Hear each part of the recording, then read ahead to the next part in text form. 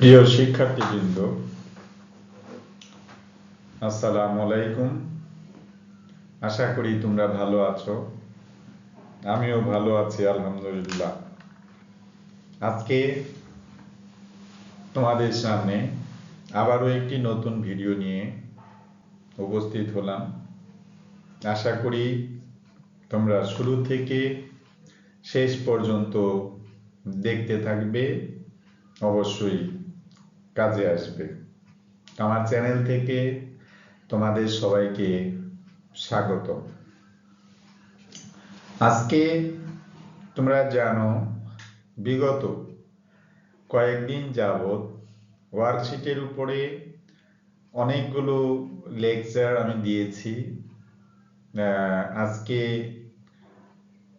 নতুন করে আরো একটি বিষয় তোমাদের সামনে শেয়ার করব। আশা করি তোমরা শুরু থেকে শেষ পর্যন্ত দেখবে, ঠিক আছে? আর যদি মনোযোগ সহকারে এটা না দেখো, তাহলে কিন্তু তোমরা কোনো উপকৃত হবে না। কেমন?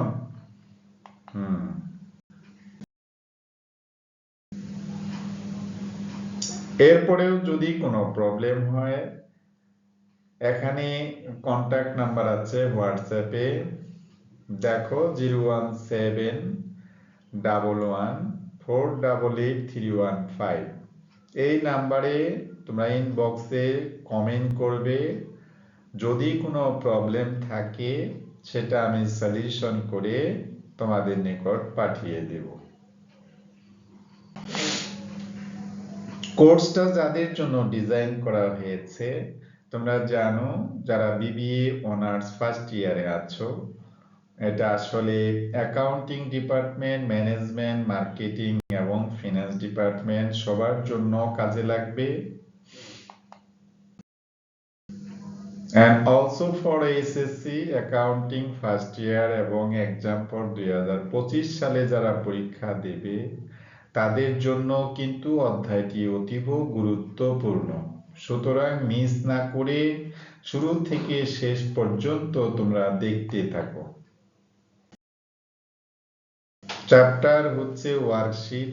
ওয়ার্কশিট মানে কার্যপত্র। কার্যপত্র সম্পর্কে তোমাদের আমি কি বলেছিলাম, যে ফিনান্সিয়াল স্টেটমেন্টের মাধ্যমে একই সাথে ইনকাম অথবা লস জানা যাবে, এমনকি তোমাদের ফাইন্যান্সিয়াল পজিশন, কত টাকা সম্পদ আছে এবং কত টাকা দায় আছে সেই সম্পর্কে আমরা জানতে পারবো একই চার্টের মাধ্যমে, একই বিবরণীর মাধ্যমে। এই একই চার্টের মাধ্যমে এবং একই বিবরণীর মাধ্যমে আমরা যদি প্রকাশ করি, সেটি হচ্ছে কি ওয়ার্কশিট। ওয়ার্কশিট হতে পারে 6 কলামের, ওয়ার্কশিট হতে পারে 8 কলামের, ওয়ার্কশিট হতে পারে তোমার 10 কলাম, এমনকি 12 কলাম হতে পারে। তবে সচরাচর 12 কলাম থাকে না, 10 কলাম পর্যন্তই থাকে। যদি কোম্পানির অঙ্ক হয়ে থাকে সেই ক্ষেত্রে অনেক সময় তোমার 12 কলাম হতে পারে। আশা করি তোমরা বুঝতে পেরেছো, ঠিক আছে?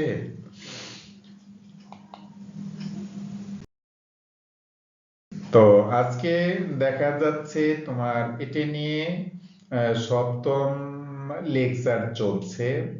আশা করি পূর্ববর্তী যে লেকচারগুলা দেখেছো সেখানে অনেকেই কমেন্ট করেছো, ইভেন জানতে চেয়েছো যে আসলে এটাকে আরো ডিটেলস কিভাবে বলা যায়।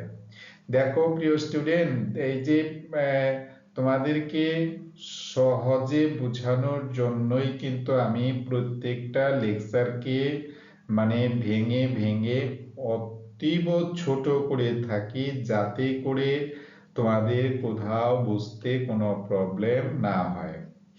সেই ক্ষেত্রে আমি লেকচারগুলোকে অনেকভাবে বিভাজন করেছি। প্রথম দিকে শুধুমাত্র একটা ট্রায়াল ব্যালেন্সের মাধ্যমে 6 কলামটা দেখাইছি।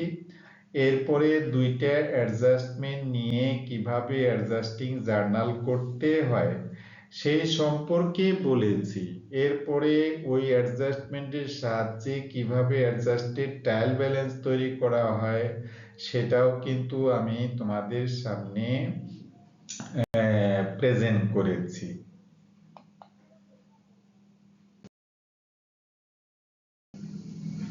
ঠিক, আজকেও দেখো একটা ট্রায়াল ব্যালেন্স, এখানে পারচেজ আছে, সেলস আছে, বিলিং আছে, প্রিলিমিনারি এক্সপেন্স, পারচেজ রিটার্ন মানে ক্রয় ফেরত, সেলস রিটার্ন হচ্ছে বিক্রয় ফেরত, গুডউইল হলো সুনাম, প্যাটেন্ট তো প্যাটেন্ট, রেন ইনকাম হচ্ছে তোমার ভাড়া আয়, স্যালারি হচ্ছে তোমার কি এক ধরনের খরচ, কি বাবদ খরচ, বেতন খরচ। অ্যাডজাস্টমেন্ট দিয়েছি ক্লোজিং ইনভেন্টরি 2000। তোমরা সবাই জানো closing inventory is the part of purchases. তো ক্লোজিং ইনভেন্টরিটা পার্ট অফ পারচেজ কেন? অর্থাৎ আমি শুরুতে পণ্য কিনছিলাম কি করার লক্ষ্যে? বিক্রয় করার লক্ষ্যে। তো যে পরিমাণ পণ্য এখনো বিক্রি হয় নাই, এই অবিকৃত পণ্যকে আমরা ক্লোজিং ইনভেন্টরি বলে থাকি। সুতরাং closing inventory is the part of purchase, এটা আগেও বলেছি। এরপরে এখানে দেখো প্রিলিমিনারি রাইট অফ টাকা 3000। প্রিলিমিনারি এক্সপেন্স বলতে প্রাথমিক খরচ, এটা একটা অলীক সম্পদ, ভুয়া সম্পদ। অর্থাৎ প্রাথমিকভাবে কোনো একটা কারবার প্রতিষ্ঠান গড়ে তুলতে বিভিন্ন দপ্তরে যাওয়া লাগে, বিভিন্ন কাগজপত্র ঠিক করা লাগে। এই জন্যে প্রিলিমিনারি এক্সপেন্সের কারণে কোনো সম্পত্তি অর্জন কিন্তু হয়নি। তো এই সম্পদটাকে আমরা প্রতি বছর কিছু কিছু পরিমাণ টাকা দিয়ে খরচ দেখাবো। একটা সময় আসবে প্রিলিমিনারি এক্সপেন্ডিচার বলতে আর কোনো খরচ ট্রায়াল ব্যালেন্সে দেখানো যাবে না বা থাকবে না। এরপরে বলছে প্রিপেড স্যালারি 2000 টাকা। প্রিপেড স্যালারি মানে কি বলতো? প্রিপেড স্যালারি মানে হলো অগ্রিম খরচ। তোমরা জেনেছো যদি কোনো খরচ বকেয়া থাকে তাহলে খরচ কি হবে? ডেবিট হবে। আর বকেয়া খরচ কি হবে? ক্রেডিট হবে। এখন যে কথাটা বলছি তার ঠিক বিপরীত হলো অগ্রিমের ক্ষেত্রে। প্রিপেড স্যালারি হলো 2000 টাকা, প্রিপেড স্যালারি ডেবিট হবে, স্যালারি অ্যাকাউন্ট ক্রেডিট হবে। ঠিক বকেয়া খরচ যেভাবে আমরা করেছি তার বিপরীত নামটা হচ্ছে প্রিপেড। কেউ যদি প্রশ্ন করো যে প্রিপেড স্যালারি এখানে ডেবিট হলো কেন, কেউ বলতে পারবা? প্রিপেড স্যালারি এখানে ডেবিট হলো কেন? এই জন্য ডেবিট হলো যে এটা এক ধরনের সম্পদ, আমরা অগ্রিম ব্যয় করে ফেলেছি, যার কারণে প্রিপেড স্যালারি সম্পদ বিদায় ডেবিট হবে। আর যেহেতু প্রিপেড স্যালারিরই একটা অংশ, সুতরাং স্যালারিটা কমে যাবে। বুঝতে পেরেছ? এরপরে দেখো রিকোয়ারমেন্টে হয়েছে অ্যাডজাস্টিং এন্ট্রি, তার মানে হচ্ছে সমন্বয় জাবেদা। সমন্বয় জাবেদা সম্পর্কে গত ক্লাসে বলেছিলাম কিছু আইটেম তোমার হিসাব থেকে বাদ পড়বে, এই বাদ পড়া লেনদেনগুলো তোমাকে অ্যাডজাস্ট করতে হবে। এরপরে বললাম তোমাকে 8 কলাম ওয়ার্কশিট। যদিও এই অঙ্কে 8 কলাম ওয়ার্কশিটটা আমি তোমাদেরকে কমপ্লিট করিনি, কারণ কি অনেকে বলেছো স্যার আমাদের একটা অঙ্ক আপনি জাস্ট প্রিপেয়ার করে দেন, আমরা বাসার থেকে করে সেটা আপনাদেরকে আমরা ইনবক্সে পাঠিয়ে দেব। যেই কারণে আমি তোমাদের এই অঙ্কটি শুধুমাত্র বুঝিয়েছি বাট কমপ্লিট করিনি, তো সেদিকে লক্ষ্য রেখো।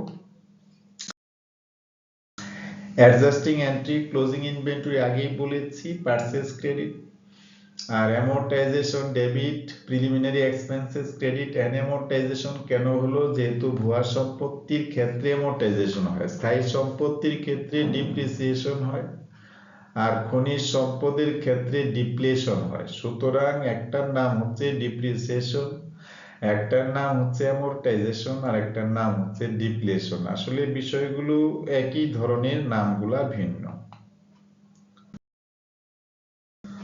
প্রিপেড স্যালারির ক্ষেত্রে বলেছি অ্যাকাউন্ট ডেবিট হবে, স্যালারি অ্যাকাউন্ট ক্রেডিট হবে। এটা আগেও তোমাদেরকে বোঝানো হয়েছে। এখানে দেখো কি করেছি, এই কলাম ওয়ার্কশিটের জাস্ট একটা স্যাম্পল দিয়েছি। ট্রায়াল ব্যালেন্সটা আমি এখানে যা ছিল উঠিয়ে দিয়েছি। তোমরা যে কাজটা করবে, কি কাজ করবে, আমার 3টে অ্যাডজাস্টমেন্ট ছিল, সেই 3টে অ্যাডজাস্টমেন্ট তোমরা এখানে অ্যাডজাস্ট করবে। অ্যাডজাস্টমেন্টে ডেবিট পাস এবং ক্রেডিট পাসে মিল করবে। এরপরে রেওয়া মিলের আইটেম, এই দেখো রেওয়া মিলের আইটেম এবং অ্যাডজাস্টমেন্টের আইটেম যোগ বিয়োগ করে অ্যাডজাস্টেড ট্রায়াল ব্যালেন্স করবে। অ্যাডজাস্টেড ট্রায়াল ব্যালেন্সও ডেবিট এবং ক্রেডিট দুই পাশে মিলে যাবে। এরপর একটা ইনকাম স্টেটমেন্ট করবে। তো দেখো এখানে একটা টাকার কলাম 1 2 3 4 5 6 7 8, এই জন্য 8 কলাম। ইনকাম স্টেটমেন্টে শুধুমাত্র ইনকাম গুলো ক্রেডিট পাশে বসাবে, খরচগুলো ডেবিট পাশে বসাবে। এরপরে পার্থক্য করে দেখবে, যদি ইনকামটা বড় হয় তাহলে কি হবে, লাভ হবে। আর যদি ইনকাম ছোট হয়ে যায় সেই ক্ষেত্রে লস হবে। তো লাভটা তুমি যদি ব্যালেন্স শিট করা হয় সেখানে প্রদর্শিত হবে ক্যাপিটালের সাথে, আর যদি তোমার লস হয় ডেবিট পাশে, সম্পত্তির পাশে দেখানো হবে। আশা করি বুঝতে পেরেছো। সো শুরু থেকে শেষ পর্যন্ত দেখার জন্য তোমাদের অসংখ্য ধন্যবাদ। যদি তোমাদের ভালো লাগে অবশ্যই লাইক, কমেন্ট এবং শেয়ার করবে। আর যদি কোনো প্রবলেম থাকে আমাকে প্লিজ জানাবে, আমি ট্রাই করব সেই অঙ্কটিকে আবারও কমপ্লিট করে তোমাদের সামনে উপস্থাপন করার জন্য। সে পর্যন্ত যে যেখানে আছো ভালো থাকো, সুস্থ থাকো এবং নিরাপদে থাকো। আসসালামু আলাইকুম ওয়া রাহমাতুল্লাহি ওয়া বারাকাতুহু।